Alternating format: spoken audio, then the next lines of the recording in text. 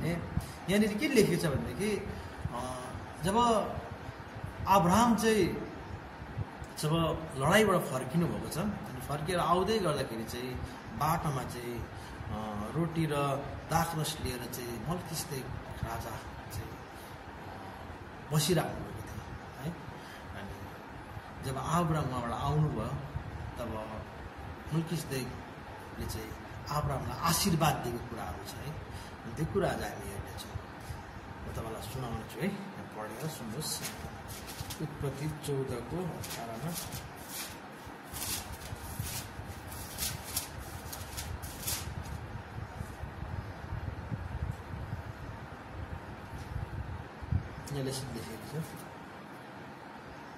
अनि सालोमका राजा मल्किसेदेक रोटी र दाखरस लिएर अब्राहमकामा आए। उनी सर्वोच्च परमेश्वरका पुजारी थिए। उनले अब्राहमलाई यसो भनेर आशीर्वाद दिए, स्वर्ग र पृथ्वी सृष्टि गर्नुहुने सर्वोच्च परमेश्वरबाट अब्राहमलाई आशिष मिलोस् है। सर्वोच्च परमेश्वर धन्यको हुन् जसले तिम्रा शत्रुहरूलाई तिम्रा हातमा सुम्पिदिनु भयो। अनि अब्राहमले उनलाई सबै कुराको 10 अंश दिए भनेछ है। जब मल्किसेदेकले चाहिँ अब्राहमलाई आशीर्वाद दिए तब अब्राहमले उनलाई सबै कुरोको 10 अंश दिए भनेर भनेको छ बाइबलमा है। यहाँ चाहिँ के छ भनेदेखि 10 अंश चाहिँ हामी कसलाई दिने भन्ने कुराहरू छ। जब परमेश्वरको नाममा है, जब सर्वोच्च परमेश्वरको नाउँमा चाहिँ तिमीलाई आशीर्वाद मिलोस् भनेर जब मल्किसेदेकले आशीर्वाद दिए तब अब्राहमले सबै कुरोको 10 अंश दिएको छ है। हामीले यो उत्पत्तिमा हामीले हेऱ्यौँ भने होइन। अनि यसै गरी हामीले उत्पत्तिको 28 को 22 मा हेऱ्यौँ भने के छ भन्नुहुन्छ भनेदेखि अब्राहमको छोरा चाहिँ इसाकको छोरा चाहिँ याकुब हो। अनि याकुबले पनि 10 अंश म तपाईँलाई अवश्य दिनेछु भनेर उसले बाचा गरेको छ क्या। अनि 10 अंश चाहिँ दिनुपर्ने रहेछ होइन। 10 अंश दिनुपर्छ भन्ने किसिमले है। अनि हामीले उत्पत्ति 28 को 22 मा पनि हेऱ्यौँ भने के छ भने, र मैले खाँबो बनाएको यो ढुङ्गा चाहिँ परमेश्वरको घर हुनेछ र तपाईँले मलाई दिनुभएको जति सबैको 10 अंश म तपाईँलाई अवश्य चढाउनेछु। आमेन। साँच्चै नै हामीले भन्छौँ भनेदेखि यो शरीर पनि परमेश्वरले दिएको होइन। यो हाम्रो व्यवसाय, यो काम सबै परमेश्वरले दिएको होइन। अनि त्यही कारणले गर्दाखेरि यो परमेश्वरकै हो। अनि यहीँबाट फेरि हामीले परमेश्वरलाई चाहिँ हामीले आदर गर्नुपर्छ, दिनुपर्दछ। परमेश्वरले चाहिँ हामीलाई के छ भनेदेखि उहाँलाई नपुगेर, उहाँलाई अभाव भएर कमी भएर मागेको होइन। उहाँले चाहिँ हाम्रो हृदयलाई चेक गर्दै हुनुहुन्छ होइन। यो कतिको इमान्दारी छ। एउटा 10 अंशले चाहिँ के जनाउँछ भन्दाखेरि एउटा इमान्दारी त जनाउँदछ है होइन। जब हामीले 1000 कमाउँछौँ भने त्यसबाट 100 रुपियाँ लगेर परमेश्वरको वेदीमा राख्छौँ भने त्यो चाहिँ इमान्दारी हो होइन। त्यसै गरेर हामीले चाहिँ 10 अंश परमेश्वरलाई चढाउनु चाहिँ आवश्यक छ। आमेन। हामीले पुरानो नियममा हामीले हेऱ्यौँ भने जस्तै अब्राहमले पनि दिएको छ होइन। विश्वासको पिता चाहिँ को भनेको छ भनेदेखि अब्राहम भनेको है। अब्राहमलाई चाहिँ परमेश्वरले चाहिँ अब्राहमद्वारा नै चाहिँ धेरै जातिहरू लगाउनु छ। अनि त्यही कारणले गर्दाखेरि अब्राहमले पनि कसलाई दिएछ, मल्किसेदेक राजालाई चाहिँ 10 अंश दिएको छ परमेश्वरको वचन अनुसार। अनि त्यसै गरी याकुब पनि परमेश्वरको आज्ञाकारी थियो है। उसले लास्टमा आज्ञाकारी भएको छ, धेरै आज्ञाकारी भएको छ। अनि त्यही कारणले गर्दाखेरि उसले बाचा गरेको छ, अब म सबैको 10 अंश चाहिँ म तपाईँलाई अवश्य दिनेछु भनेर। हामीले पुरानो नियममा हेऱ्यौँ भने पाउँछौँ। अझ नयाँ नियममा त्योभन्दा डेन्जर तरिकाले भनेको छ हामीले हेऱ्यौँ भनेदेखि त है के छ भने नयाँ नियममा त उनीहरू त अभावमा पनि दिए, सङ्कटमा पनि दिए भनेको छ त्यहाँनिर त है। हामीले पुरानो नियममा हेऱ्यौँ भने त 10 अंशमा चाहिँ 10 भागमा चाहिँ 1 भाग चाहिँ परमेश्वरलाई दिन्थ्यो भनेदेखि अझ नयाँ नियममा त उनीहरू त त्योभन्दा बढी दिन्थे, डबल त्रिबल दिन्थे। उनीहरू त अभावमा पनि दिन्थे, भयङ्कर परीक्षाको बेला पनि दिए भनेको छ है। अनि यसै कारणले गर्दाखेरि परमेश्वरको निम्ति हामीले दिनु चाहिँ असल कुरा हो। आमेन। हामीले अझ मलाकी 3 को 10 लाई हामी क्लास 17 हेर्नेछौँ। मैले यसको लिस्ट बनाएको छु, म तपाईँलाई यहीँबाट सुनाउने छु। यहाँनिर के भनेको छ भने मलाकी 3 को 10 मा यसरी लेखिएको छ कि कुनै मानिसले परमेश्वरलाई लुट्छ र तापनि तिमीहरू मलाई लुट्दछौ। तर तिमीहरू सोध्छौ कसरी हामीले तपाईँलाई लुट्यौ है? के कसै मानिसले मलाई लुट्छ र भनेछ, तर पनि तिमीहरूले मलाई लुटेको छ भनेर परमेश्वरले भन्दै हुनुहुन्छ यहाँनिर है।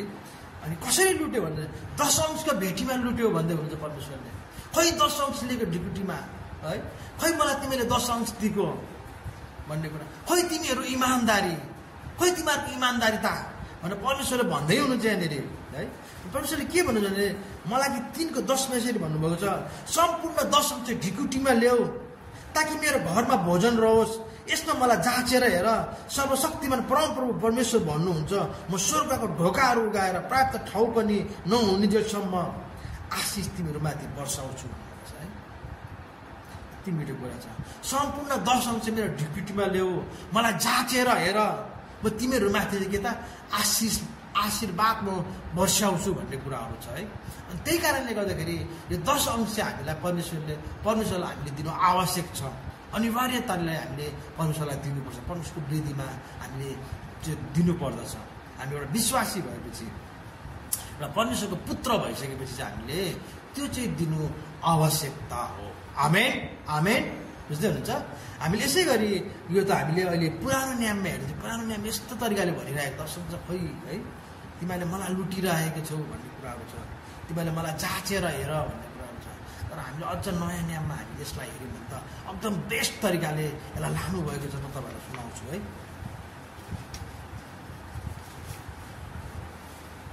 यहाँ हामीले हेऱ्यौँ भने पाउँछौँ है, 2 कोरिन्थी 8:2 मा यसरी लेखिएको छ है, सङ्कटको भयङ्कर परीक्षाको बिचमा पनि पश्चात र आनन्द र घोर दरिद्रतामा तिनीहरूले उदार चित्तले दिए भन्दछ है। उदार चित्तले दान दिए भन्दछ है। किनभने उनीहरू अझ हामी नयाँ नियममा गयौँ भने उनीहरू त अभावमा हुँदा पनि है, परीक्षामा हुँदा पनि उनीहरू उदार चित्तले दिए भन्दछ है।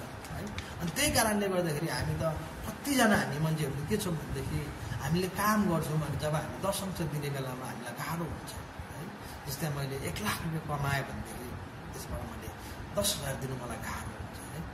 अनि के भने हामी परमेश्वरको वेदीमा चाहिँ हामीले इमान्दारसँगले दिनुपर्दछ। जब देऊ त तिमीहरूलाई दिनेछ भन्ने कुराहरू छ, त्यो कुरा यहाँ पनि पुरा हुँदछ। आमेन, बुझ्दै हुनुहुन्छ? हामीले अरू यसै गरी हामीले 2 कोरिन्थी 9:6 मा हेऱ्यौँ भने यसरी लेखिएको छ, तर कुरा यही हो कि थोरै छर्नेले थोरै कटनी गर्छ र प्रशस्तसँग छर्नेले प्रशस्त कटनी गर्छ। अनि हरेक मानिसले आफ्नो मनमा सङ्कल्प गरे बमोजिम दियोस्, इच्छा नभएर होइन, न त करकापमा परेर, किनभने खुसी साथ दिनेलाई परमेश्वरले प्रेम गर्नुहुन्छ। आमेन। किनभनेदेखि उदार चित्तले दिनुपर्दछ भन्ने यहाँनिर है, करकापमा होइन। सङ्कल्प गरेर म परमेश्वरको निम्ति यो दिन्छु, परमेश्वरको निम्ति म तयार गर्छु। मैले काम गर्दै जाँदाखेरि पनि अनि यो परमेश्वरको निम्ति भन्दै म भेला गरेँ। मैले जस्तो मैले 1000 रुपियाँ काम गरेँ, 100 रुपियाँ राखेँ, फेरि 2000 को काम गरेँ, फेरि 200 रुपियाँ राखेँ। यसो गर्दै सङ्कल्प गरेर चाहिँ अनि त्यसलाई भेला गरेर परमेश्वरको निम्ति जुटाएर चाहिँ हामीले के त दिनुपर्दछ। अनि खुसी साथ दिनेलाई चाहिँ परमेश्वरले के गर्नुहुन्छ त प्रेम गर्नु हुँदछ। करकापमा दिनै पर्ने, यो 10 अंश मैले दिनै पर्दछ, मैले नदिएर त हुँदैन, चर्चमा ल्याउनु भनेको छ, दिउँ कि नदिउँ भनेर होइन, खुसी साथ दिनुपर्दछ हामीले परमेश्वरको वेदीमा। अगर हामीले खुसी साथ दिउँ भने चाहिँ परमेश्वरले चाहिँ हामीलाई के गर्नु त प्रेम गर्नु हुँदछ। अनि त्यही कारणले गर्दाखेरि हामीले दिनु चाहिँ आवश्यकता छ। आमेन। अनि यसरी भनिएको छ। अनि साँच्चै नै हामीले हेऱ्यौँ भनेदेखि बाइबलमा धेरै ठाउँ चाहिँ दिने कुराहरू छ, यो कुरालाई हामीले याद गर्नुपर्ने हुन्छ है। अनि अझ हामीले यो उत्पत्तिदेखि हामीले हेऱ्यौँ है। अनि यहाँ हेर्दै आयौँ भनेदेखि यस्तै लेखेको छ। अझ हामीले प्रकाशको पुस्तकमा पुग्यौँ भने यस्तो लेखेको छ यहाँनिर, तिनीहरू चर्को स्वरले यसो भनिरहेको थिए अरे क्या, मानिसका थुमा सामर्थ्य अनि वैभव बुद्धि र शक्ति समान अनि महिमा र स्तुति ग्रहण गर्ने योग्यको हुनुहुन्छ। आमेन। को त अरे परमेश्वर होइन। अनि थुमा चाहिँ के त वैभव बुद्धि अनि शक्ति अनि समानता अनि स्तुति ग्रहण गर्ने योग्यको चाहिँ उहाँ हुनुहुन्छ। वैभव भनेको चाहिँ के त भनेदेखि धन, यो पनि धन यो ग्रहण गर्ने योग्यको चाहिँ उहाँ हुनुहुन्छ। त्यो कारणले गर्दाखेरि यो चाहिँ हामीले दिनु के छ त आवश्यकता छ है। हामीले यसै गरी हेरी लुका 11:42 पनि हेऱ्यौँ भने के छ भनेदेखि तर तिनीहरू फरिसीहरू धिक्कार, किनकि तिनीहरू पुदिना अदरक र हरेक अरुत र हरेक जडीबुटीको दशांश दिन्छौ तर न्याय र परमेश्वरको प्रेमको उपत्याग गर्छौ है। यहाँ चाहिँ के भनेको छ भनेदेखि तर तिनीहरू चाहिँ फरिसीहरूलाई धिक्कार भनिरहेको है।